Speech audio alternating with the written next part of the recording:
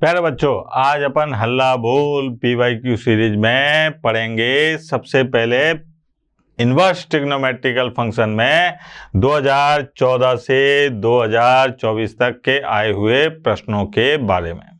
ठीक है, अब इसमें जो सबसे पहला प्रश्न आया वो देखिए आप, क्या है कि साइन π/3 प्लस साइन इनवर्स 1/2। इसको कैसे सरल करते हैं कि भैया साइन π/3 प्लस 1/2 साइन में किसकी वैल्यू होती है, बच्चा बच्चा जानता है, π/6 की। तो यहाँ लिख दिया अपन ने π/6। ठीक है बेटा, अब π/3 और π/6 कितने हो गए, ये हो गए अपने पास में साइन π/2 और साइन π/2 की वैल्यू कितनी हो गई, 1। तो इसका आंसर आ गया ए यानी कि 1। 2023 यानी कि 23 में आया हुआ प्रश्न था ये।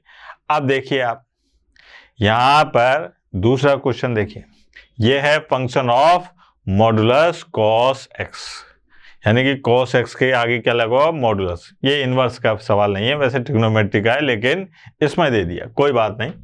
यहां पर अपने को कैसे सॉल्व करना है कि जहां जहां पर एक्स लिखा हुआ है वहां पर आपको 3π/4 लिखना है।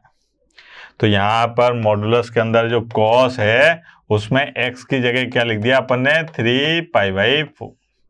अब वैसे तो बच्चों को याद है कि cos 3π/4 की वैल्यू क्या होती है, लेकिन मैं आपको बता देता हूं कि ऐसे निकालते हैं भैया। cos 3π/4 को लिखा पाई माइनस π/4, यानी कि माइनस cos π/4, और ये आ गया माइनस 1/√2। तो यहां पर इसकी वैल्यू आई माइनस 1/√2, लेकिन मॉडुलस है तो ये माइनस का खेल खत्म। तो क्या आ जाएगा अपने पास में, प्लस 1/√2। तो आंसर आ गया अपने पास में डी, 1/√2। और देखिए अगला क्वेश्चन देखते हैं साहब। इस प्रश्न में देखिए, ये 2021 और 22 में पूछा गया है। इसमें कहा जा रहा है कि the value of sine inverse cos 13 π/5। अब π/5 की जो वैल्यू है वो कितनी है, 36 डिग्री। 36 का मल्टीप्लाई करो 13 से तो ये आएगा अपने पास में 468 डिग्री। अब अपने को क्या है, एक फोटो याद होनी चाहिए। ये 360 है, ये 450 है, और ये अपने पास में 540 है। यहाँ पर और ज़्यादा चाहो तो ज़रूरत नहीं है, ये 630 और ये 720, ऐसे करके। अब क्या है कि यहाँ पर जो फॉर्मूला लगेगा वो ये लगेगा साइन इनवर्स साइन, सीधी टक्कर करानी है, लेकिन यहाँ तो कॉस है तो इसको साइन में चेंज करना पड़ेगा। तो अपना ये 468 है, ये कहाँ मिलेगा, यहाँ पर। ठीक है, कहाँ मिला अपने को, यहाँ पर। और इसकी बात करें 450 की, तो इसको अपन क्या कह सकते हैं बेटा, ये है अपने पास में 5π/2। तो यहाँ पर जब अपन इसको लिखने जाएंगे तो ऐसे लिखते हैं साइन इनवर्स, ठीक है, और कॉस, ये आ गया अपने पास में 5π/2 प्लस, अब यहाँ पर 5π/2 प्लस 18 डिग्री, जिसको अपन क्या कह सकते हैं, π/10। तो यहां पर आ गया प्लस π/10, ये आ गया। अब अपने को याद है कि सेकंड क्वाड्रेंट में कॉस कैसा होता है, माइनस का। तो यहां पर देखिए साइन इनवर्स, और ये आ गया माइनस, है ना। अब ये देखो आप, ये कौन सी लाइन है, चेंजर लाइन। तो क्या करेगी, चेंज करेगी, और कॉस को काय में चेंज कर देगी, साइन में। तो ये आ गया अपने पास में माइनस साइन π/10। अब चूंकि टक्कर सीधी करनी है तो ये माइनस क्यों आ रहा है, तो इसकी जगह पे अपने को क्या लिखना पड़ेगा, साइन इनवर्स और साइन माइनस π/10। अब देखो आप, ये काटा, ये काटा, ये आ गया अपने पास में माइनस π/10। तो आंसर क्या है अपने पास में, ये माइनस π/10। ठीक है बेटा, आगे देखते हैं। आगे अपने पास में है the principal value of tan inverse tan 3π/5। बिल्कुल वैसे ही क्वेश्चन है जैसा अपन ने अभी पहले किया। यहां पर क्या टक्कर सीधी हो रही है, लेकिन 3π/5 जो है इसकी प्रिंसिपल वैल्यू अपने को याद है कि -π/2 से +π/2 के बीच में रहती है। तो अपने को क्या काम करना है, देखिए आप यहां पर है tan इनवर्स, है ना, और ये है अपने पास में tan 3π/5। ठीक है बेटा। अब अपने को इसको है ना, यहां देखा 3π/5 ये कितने डिग्री हो रहा है, ये अपने को मिल रहा है कहां पर, सेकंड क्वाड्रेंट में। अब सेकंड क्वाड्रेंट में, जबकि अपनी tan की प्रिंसिपल वैल्यू कहां होती है, फर्स्ट क्वाड्रेंट में या फोर्थ क्वाड्रेंट में। तो अपने को इसको चेंज करना है। तो कैसे चेंज करना है, देखा tan इनवर्स और tan, ये आ जाएगा अपने पास में पाई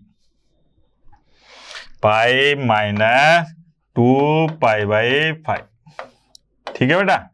अब पाई -2π/5, सेकेंड क्वाड्रेंट में tan कैसा होता है, माइनस का, और ये क्या हो गया अपने पास में tan 2π/5।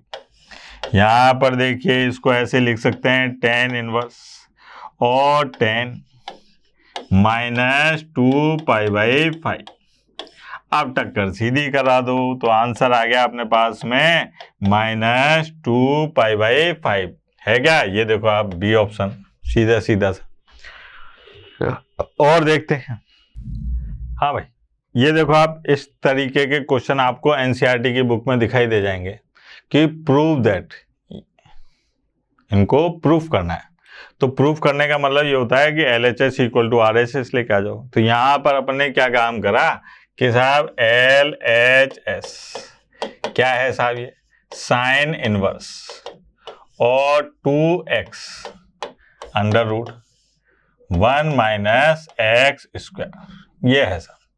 अब यहां पर क्या है, आप सबसे पहले मानो लेट, क्या माना साहब मैंने, लेट x = cos थीटा। तो थीटा = क्या आ जाएगा बेटा, cos इनवर्स x, ये आ गया। ठीक है।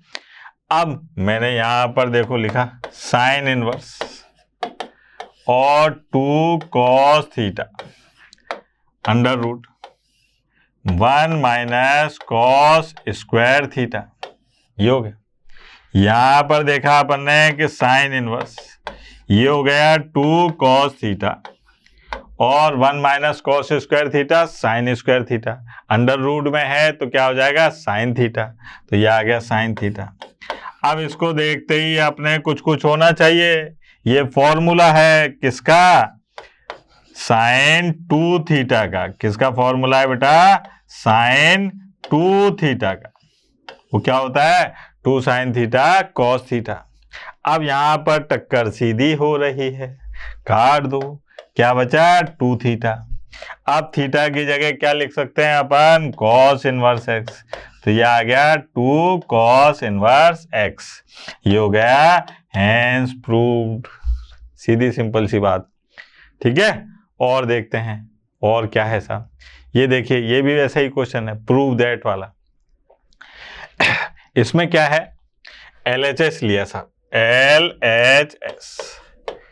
LHS में क्या है, tan इनवर्स और साहब √1 + x -√1 - x और अपॉन में √1 + x और प्लस √1 - x।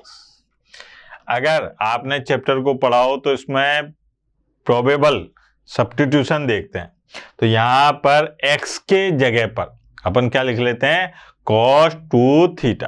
तो यहां क्या करते हैं, लेट x = cos 2 थीटा। ठीक। तो यहां से 2 थीटा = cos इनवर्स x, तो थीटा = 1/2 cos इनवर्स x, ये आ गया।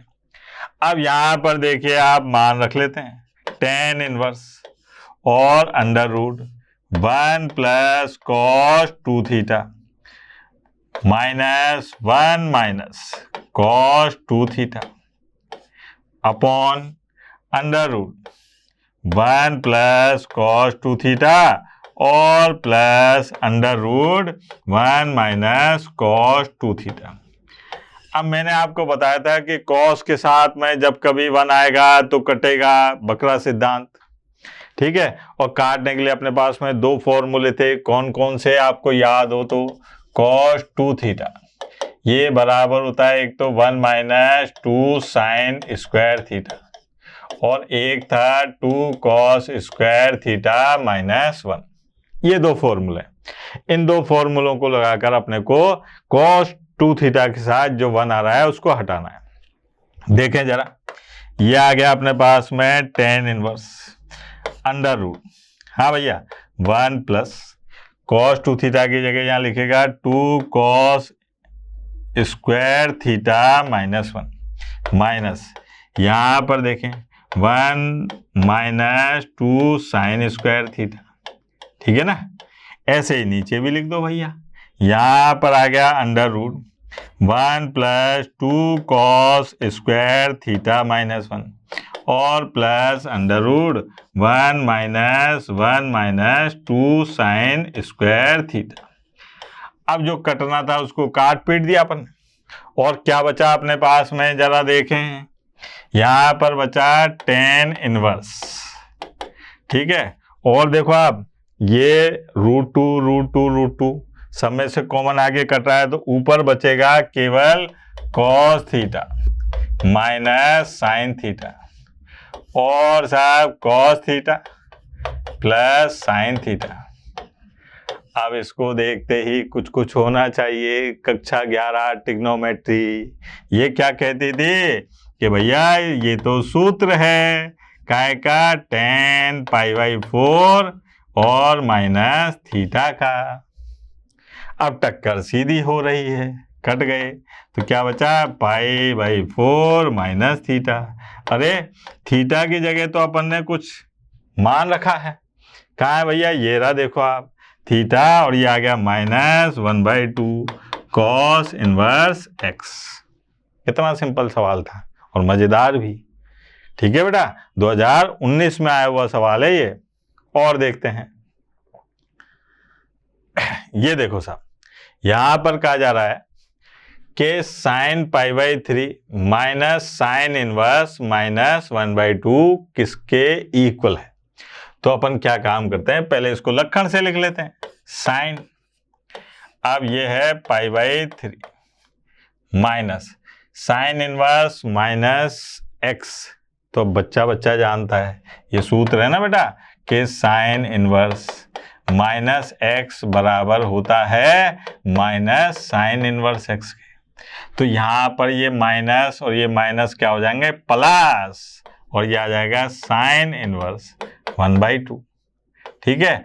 अब 1/2 साइन में किसकी वैल्यू होती है, तो ये होती है π/6 की। ये हो गया साइन π/2 और साइन π/2 की वैल्यू +1। कहाँ है साहब, ये रहा देखो आप, ये रिपीट हो गया क्वेश्चन, ठीक है। और देखते हैं, ये देखो आप बड़ा मजेदार सवाल है और ये थोड़ा दमदार सवाल भी है ना, इसमें थोड़ी सी जान लगेगी। है छोटा ही 1 नंबर के ही आया था, ज्यादा नहीं।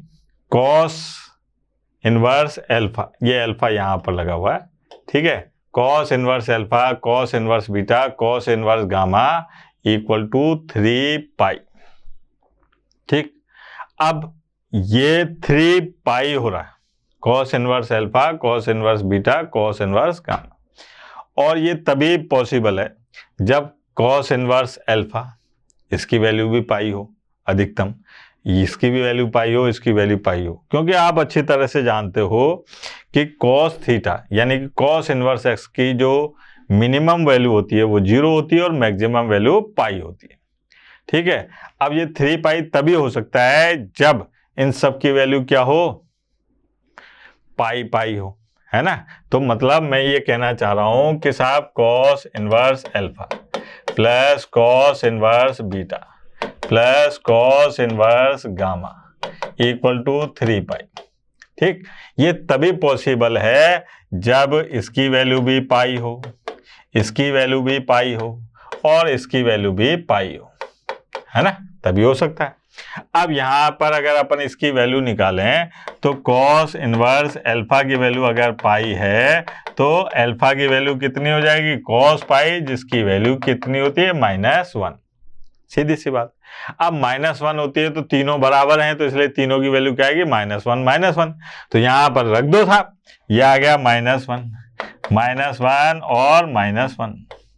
ठीक है, ये प्लस नहीं है, -1, फिर -1 -1, फिर यहां पर भी था साहब गामा, ये आ गया -1 और -1। अब जरा देखें, ये -2 और ये आ गया 2 + 2 + 2 = 6। तो इसका आंसर आएगा यहां पर 6। वेरी सिंपल सी बात। ठीक है बेटा, आगे बढ़ते हैं।